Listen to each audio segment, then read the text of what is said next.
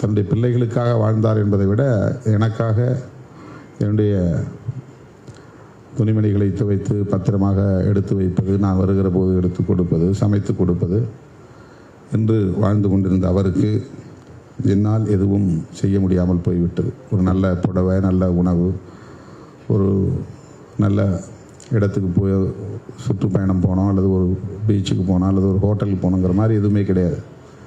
நான் நள்ளிரவுக்கு மேலே வருவேன், விடிய காலையில் எழுந்துச்சி எங்கேயாவது ஓடிக்கிட்டு இருப்பேன். 2 நாள் 3 நாள் சுற்றுப்பயணத்தில் இருப்பேன், திரும்ப வருவேன். கும்பல் எந்த நேரமும் இன்றைக்கி எப்படி இருக்குதோ அதே மாதிரி தான், எந்த நேரமும் கும்பலில் இருப்பேன். என்னை அவங்க பார்க்குறது பேசுகிறது ரொம்ப ரொம்ப குறைவு. சாப்பிடுன்னு சொல்கிற நேரத்தில் தான் என் கூட இருப்பாங்க, மற்ற நேரத்தில் நான் அவங்களோட இருக்கவே முடியாது. வீட்டில் இருந்தாலும் ஒரு 50 பேர் நிற்பாங்க, வெளியில் இருந்தாலும் ஒரு 50 பேர் இருப்பாங்க.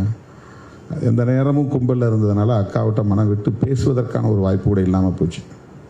இந்த கடைசி சந்திப்புங்கிறது தான் வந்து என்னை ரொம்ப குற்ற உணர்வுக்குள்ளே ஆழ்த்தி ரொம்ப அப்பப்போ நேற்று இரவு கூட நான் நினச்சி காலையிலலாம் ரொம்ப கண்கலங்கினேன். கொரோனா வந்துச்சு, டெல்லியிலேருந்து வந்தேன். அக்கா வந்து வர சொல்லி வீட்டில் இங்கேயே நீ தங்கு, எல்லோரும் உன்னை விட்டுட்டு போயிட்டாங்க பார்த்தியா, அவங்க சொன்ன வார்த்தை. அவங்கவுங்க குடும்பம் அவங்கவுங்க பாதுகாப்பாக இருக்கவங்க எல்லாம் போயிட்டாங்க, உனக்குன்னு ஒரு குடும்பம் இல்லைல்ல, நீ என் கூட தங்கு தம்பி. நீ எங்கே இருக்கிறனாவது யாராவது தேடினாங்களா அவங்க கட்சிக்காரங்க? நீ எங்கே போய் தங்க போகிறேன்னு தேடினாங்களா அப்படின்னு என்னை கேட்டாங்க. என்னக்கா இப்படிலாம் பேசுகிறேன், அதெல்லாம் பிரச்சனை இல்லைக்கா, நான் வேறு ஒரு இடத்துல தங்க போகிறேன், தயவு செய்து வேண்டாம். இத்தனை வருஷம் நான் இங்கே வந்து சென்னையில் தங்கினேன், நீ என் கூட ஒரு நாள் கூட இந்த வீட்டில் தங்கலை, நீ எங்கேயோ தங்கியிருக்கிற, நான் எங்கேயோ தங்கியிருக்கிறேன், இந்த கொரோனா நேரத்துலையாவது என் கூட இரு, அந்த ரூமில் நீ தங்கிக்கோ, இங்கே யாரையும் உள்ளே விட வேண்டாம் அப்படின்னு ரொம்ப கெஞ்சினாங்க. நான் பிடிவாதம் பண்ணி, நான் இங்கே இருந்தால் கும்பல் வரும், எப்படியா இருந்தாலும் கும்பல் வரும், அதனால் எனக்கு நோய் தொற்றலாம், உனக்கும் நோய் தொற்றலாம், வேண்டாம், இவங்களை கண்ட்ரோல் பண்ண முடியாது, நான் இருக்கிற இடம் தேடி வந்துக்கிட்டே தான் இருப்பாங்க, அதனால் நான் தனிமையாக போயிடுறேன் எங்கேயாவது அப்படின்னு சொன்னேன். அவங்களுக்கு மனசே இல்லை, அப்படியே கீழே உட்காந்து என் காலை கெட்டியே பிடிச்சிக்கிட்டாங்க, 2 காலையும். என்னக்கா இப்படிலாம் பண்ணுற அப்படின்னு. இல்லை தம்பி போகக்கூடாது, நீ வேண்டாம், நீ இங்கே இருந்தாங்க. அவங்கள கன்வின்ஸ் பண்ணிவிட்டு கிளம்பி போயிட்டேன் பாண்டிச்சேரி. போன 1 வாரம் கழிச்சு எனக்கு இப்படி தகவல் வருது, அக்கா கூட சில. நான் உடனே கிளம்புனேன். இல்லை தம்பி நீ வர வேண்டாம், எனக்கு ஒன்றும் இல்லை, நான் பார்த்துக்கிறேன். அக்கா பசங்க ஹாஸ்பிட்டலில் கொண்டு போய் சேர்த்தாங்க,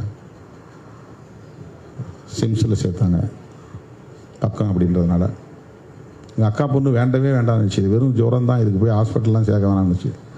நான் ஃபோன்லேயே அவங்கள சண்டை போட்டு சத்தம் போட்டு, வேண்டாம் இது ஃபீவர்னு விட்டுறக்கூடாது, எல்லாம் பயமுறுத்துறாங்க, ரொம்ப பெருசாக பீதியை கிளப்புறாங்க, நம்ம கவனக்குறைவாக இருந்துடக்கூடாது அப்படின்னு சொல்லி போய் கட்டாயப்படுத்தி சிம்ஸில் சேர்த்தோம். அங்கே போன பிறகு தான் வந்து அது தீவிரமடைஞ்சிருச்சு. வீட்டிலே இருந்திருந்தால் ஏதாவது அந்த கபசர குடிநீர் ஏதோ அது மாதிரி அந்த நேரத்தில் எல்லாம் பயன்படுத்துகிறாங்க, அப்படி குடிச்சிருந்தா அவங்கள காப்பாற்றிருக்க முடியும் அப்படிங்கிற மாதிரியான ஒரு எண்ணம் ஓடிக்கிட்டே இருக்குது. இந்த ஹாஸ்பிட்டலில் சேர்த்த பிறகு ரொம்ப ஃபோன் பண்ணி நான் கேட்குறேன், என்னை வரக்கூடாதுன்னு அக்கா.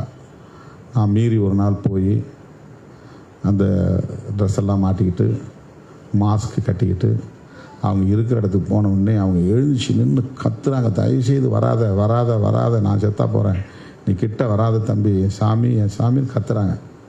அந்த ஆடியோடு அப்படியே இன்னும் இருக்குது வீடியோ. பக்கத்தில் இருந்த ஒரு தம்பி வீடியோ எடுத்துட்டான்.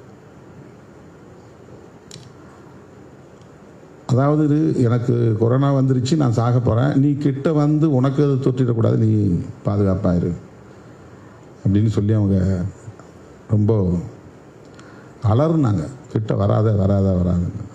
நான் உள்ளே வரேன்ட்டு வந்துட்டேன். அவங்க தனியாக ஒரு ரூம் போட்டு அந்த ரூம்குள்ளே என்ன நுழையக்கூடாதுன்ட்டாங்க. கொஞ்சம் தள்ளியே அப்படியே நின்று நான் பார்த்துட்டு வந்துட்டேன். ஆனால் எனக்கு மனசு கேட்கல. அப்புறம் அவங்க என்ன பண்ணாங்க, இன்னொரு அவங்களுடைய பிரான்ச் இன்னொரு இடத்துக்கு மாற்றினாங்க. அங்கே போய் நான் இருந்து மாற்றிட்டு அங்கே இருக்கக்கூடிய ஒரு டாக்டர்கிட்ட சொல்லிவிட்டு, இப்போ இறந்து போன குகானந்தம் கூட இருந்தார் நம்ம சகோதரர், அவர் ஒரு தெம்பு கொடுத்தார், நான் பார்த்துக்கிறேன் தம்பி, நீங்கள் போங்க, எனக்கும் அக்கா தானே, நீங்கள் போங்க அப்படின்னு அவர் சொன்னார். நான் போயிட்டேன். ஒன்றும் பண்ண முடியல. கடைசியாக இன்டிபேட் பண்ணுறதுக்கு என்கிட்ட கேட்குறாங்க பர்மிஷன். இன்டிபேட் பண்ணினா என்னவும் நடக்கலாம்.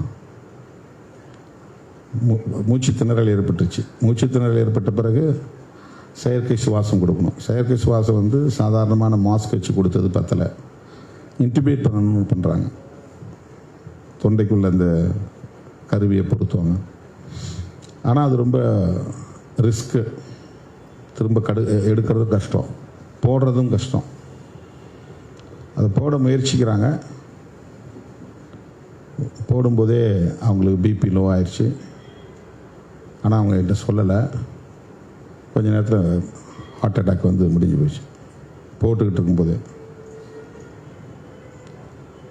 ஆகஸ்ட் 5 காலையில் 6 மணிக்கு, 5:45 6 மணி இருக்கும். 6 மணிக்கு என்கிட்ட ஃபோனில் டாக்டர்ஸ் பேசுகிறாங்க. நல்லா இருந்தாங்க. அவங்கள கொண்டு போய் நம்ம மருத்துவமனையில் சேர்த்து இந்த மாதிரி ஆகிப்போச்சு அப்படின்னு தான் அக்கா பிள்ளைங்க எல்லாம் சொல்லி கதறி கதறி எழுதாங்க. அவங்களுடைய விருப்பப்படி நான் எதையுமே அவங்களுக்கு செய்ய முடியல. என் தம்பி பொது வாழ்க்கையில் நான் இருந்தப்போ விபத்தில் சிக்கி இறந்தான். அவனை கவனிக்க முடியாமல் போச்சு. அவன் எங்கே இருக்கிறான், என்ன பண்ணுறான், யாரோட போகிறான், எங்கே வரான்னு நான் அவனை கவனிக்க முடியாமல் போச்சு. கூட இருந்த பையங்களோட 2 வீலரில் போய் அடிபட்டு இருந்தான். அப்பா வந்து அதே மாதிரி மருத்துவமனையில் அட்மிஷன் போட்டுட்டு நான் ஊரை சுற்றிக்கிட்டு இருந்தேன். கூட இருந்து என்னால் பார்க்க முடியல.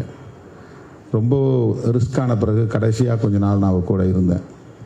அது சாக போகிற நேரத்தில் சங்கரா சங்கரான்னு கத்துறது அப்படின்னு சொல்லுவாங்களா, அந்த மாதிரி கதையாக. அவர் உடல்நலம் நல்லா இருந்தபோது அல்லது கொஞ்சம் பரவாயில்ல அப்படிங்கிற நிலையில் இருக்கும்போது கூட இருக்க முடியல என்னால். ரொம்ப ரிஸ்க்கான ஸ்டேஜுக்கு போன பிறகு ஒரு மாதம் அவரோட இருந்தேன். அவரை காப்பாற்ற முடியாமல் போயிடுச்சு.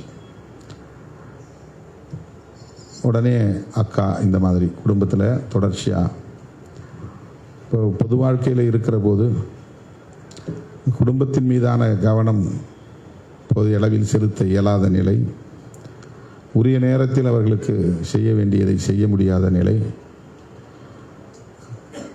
உயிரை காப்பாற்றுவதற்கான நல்ல முடிவை எடுக்க முடியாத நிலை, இதையெல்லாம் வந்து என்னுடைய குறைபாடுகளாக அப்பப்போ நினச்சி பார்க்குற போது ஒரு கில்ட் கான்சியஸ், ஒரு குற்ற உணர்வு ஏற்படுகிறது. பிறக்கிற ஒவ்வொருவரும் இறக்கப் போகிறோம் என்பது இயற்கை விதி. ஆனால் வாழ்கிற போது அவர்களோடு மனம் திறந்து பேசவோ அல்லது விரும்பியதை செய்யவோ இயலவில்லையே என்று எண்ணாமல் இருக்க முடியவில்லை. அப்படி எண்ணி பார்க்காமல் இருக்க முடியவில்லை. இன்றைக்கு காலை 5:45 நான் படுத்தது 1:45, காலையில் 5:45 கழிச்சு உட்காந்துட்டேன். என்ன கனவு கண்டேன்னு தெரியல. ஆனால் ரொம்ப கலங்கி போய் உட்காந்துருந்தேன் தனியாக என்னுடைய அறையில். அக்கா அந்த அளவுக்கு என்னுடைய மனசில் பெரிய தாக்கத்தை ஏற்படுத்தியிருக்கிறார்கள். அப்பா இறந்தபோது ஏற்பட்ட தாக்கத்தை விட, தம்பி இறந்தபோது ஏற்பட்ட அதிர்ச்சியை விட, அக்காவுடைய மறைவு எனக்கு மிகப்பெரிய அதிர்ச்சியை, இன்னும் மீள முடியாத ஒரு அதிர்ச்சியை தந்தது.